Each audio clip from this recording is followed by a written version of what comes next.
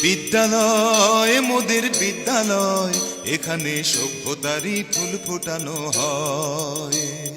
বিদ্যালয় মোদের বিদ্যালয়, এখানে সভ্যতারই ফুল ফোটানো হয়।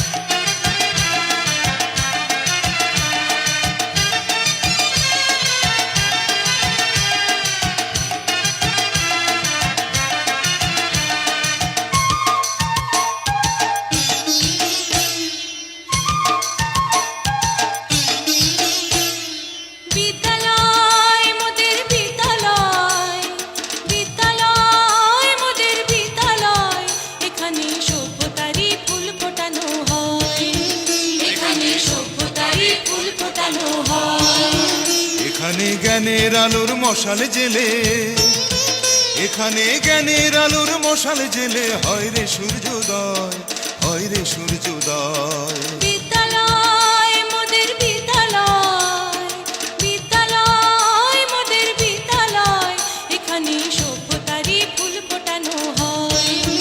এখানে সভ্যতারই ফুল ফোটানো হয়। প্রধান অতিথি হিসেবে উপস্থিত আছেন সিন্ধুক সিটির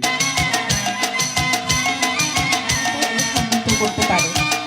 এর পক্ষে অবস্থান করছে মাইনি হাউস ও বিপক্ষে অবস্থান করছে হালদা হাউস। তৃতীয় বক্তা এবং দলনেতা তানজিনা আক্তার।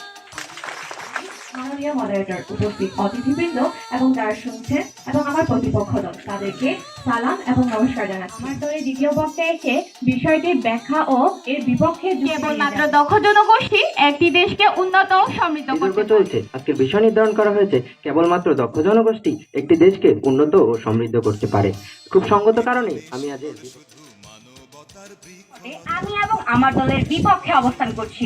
আমরা বলছি হচ্ছে সেটার মধ্যে শ্রমিক আমাদের দেশের ঠিকই, কিন্তু সেখানে প্রযুক্ত গুলো কিন্তু বাইরের দেশে। সেক্ষেত্রে আমাদের দেশের দক্ষ জনগোষ্ঠী দিয়ে আমরা কি করবো? বিজ্ঞ প্রতিপক্ষ সেই বিতর্কের বিজয়ী হিসেবে চিহ্নিত হবে। কোন রণাঙ্গনের রক্তে ভেজা সিক্ত প্রান্ত নয়, সিক্ত প্রান্ত নয়।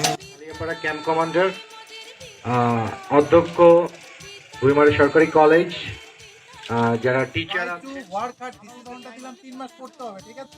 3 মাসে জিতে পাই পাওয়া সম্ভব, ঠিক আছে? বাট সবার না হইতে পারে। কি আছে দেখি, আমি শুনতে চাই যে কোনো একদিন যে কুইমারা কলেজের এই যে যারা আছে 11-12 এখান থেকে খুব ভালো ভালো পজিশনে গিয়েছে, খুব ভালো ভালো ইউনিভার্সিটিতে গিয়েছে, খুব ভালো ভালো জায়গায় থেকে বাংলাদেশকে সার্ভ করছে অথবা ওয়ার্ল্ডকে নেতৃত্ব দিচ্ছে।